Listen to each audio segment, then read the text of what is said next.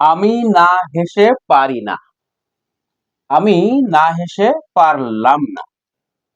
আমি সেখানে না যেয়ে পারি না। আমি সেখানে না যেয়ে পারলাম না। প্রিয় বন্ধুগণ, আমি না হেসে পারি না অথবা আমি একটি কাজ না করে পারি না, এই যে স্ট্রাকচারটি, এটি কিন্তু আমরা আমাদের দৈনন্দিন জীবনে বিভিন্ন সময় কথা বলার সময় ব্যবহার করি। তাহলে এই কথাটি আমরা ইংরেজিতে কিভাবে ব্যবহার করতে পারি, আজকে আলোচনা করব সেই বিষয়টি। অতএব আপনারা যারা বিগিনার অর্থাৎ ইংরেজি শিখতে চান, ইংরেজি শিখতে ভয় পান, তারা কিন্তু এই ভিডিওটি চর্চা করার মাধ্যমে ছোট ছোট বেসিক সেন্টেন্স গুলো শিখতে পারেন। আমি রেগুলার যে সকল ভিডিওগুলো দিই, ভিডিওগুলো আপনারা দেখতে থাকুন। আশা করি প্রত্যেকে এখান থেকে উপকৃত হবেন। তাহলে চলুন আর কথা বৃদ্ধি করছি না, আমরা চলে যাই আজকে আমাদের মূল আলোচনায়। আমি না হেসে পারি না, এই সেন্টেন্সটিকে কিভাবে করব চলুন একটু দেখি। আমি না হেসে পারি না। I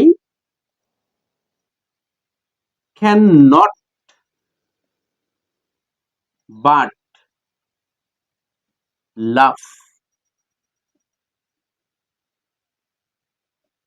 I can not but লাফ, এটি হচ্ছে আমি না হেসে পারি না। এখন এই সেন্টেন্সটিকে আমরা আর একটি স্ট্রাকচারে লিখতে পারি, সেটি হচ্ছে I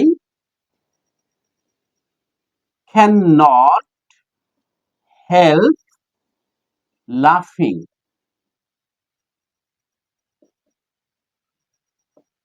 I can not help লাফিং। এখানে একটি গ্রামাটিক্যাল বিষয় রয়েছে।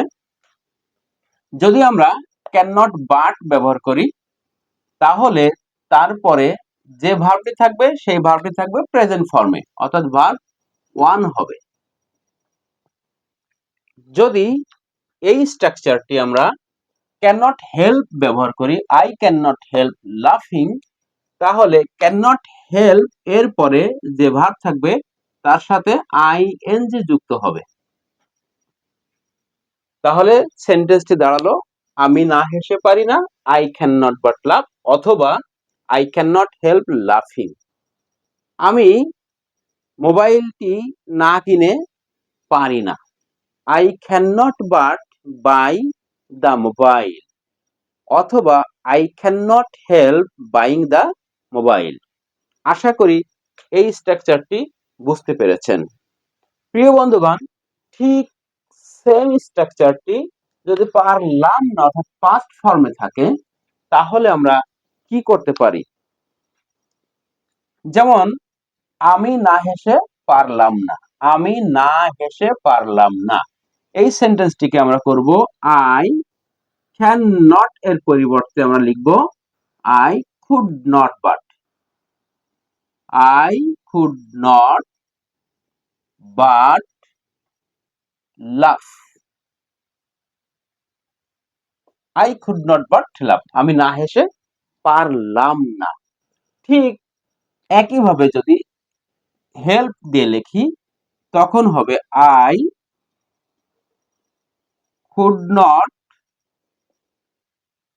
হেল্প লাফিং।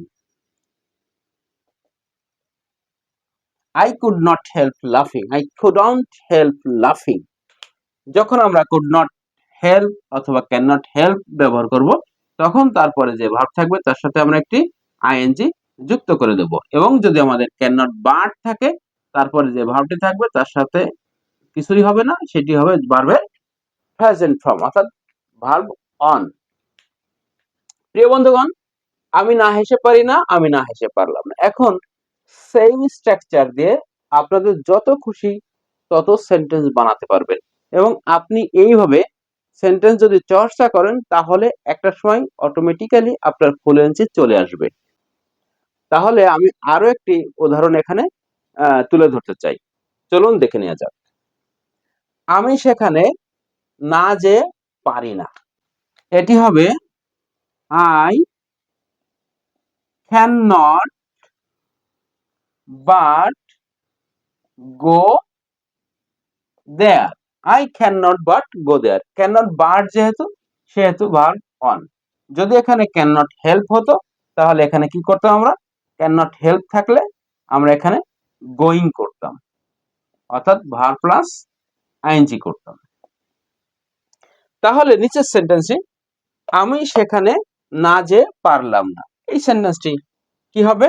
এটিও আমরা এভাবে করব, I could not but go there. যদি এখানে হেল্প ব্যবহার করতাম তাহলে হতো going there. I could not but go there, I could not help going there. তাহলে বন্ধুরা, এবার আপনি আপনার সেন্টেন্সটি কমেন্ট বক্সে লিখবেন। আমি ভিডিও না বানিয়ে পারলাম না এবং আমি ভিডিও না বানিয়ে পারি না, এই সেন্টেন্স দুটি কমেন্ট বক্সে লিখতে ভুলবেন না। আশা করি স্ট্রাকচারটি সবাই বুঝতে পেরেছেন এবং সকলের কাজে লাগবে বলে আমি বিশ্বাস করি। এতক্ষণ আমার সাথে থাকার জন্য সকলকে আন্তরিক ধন্যবাদ।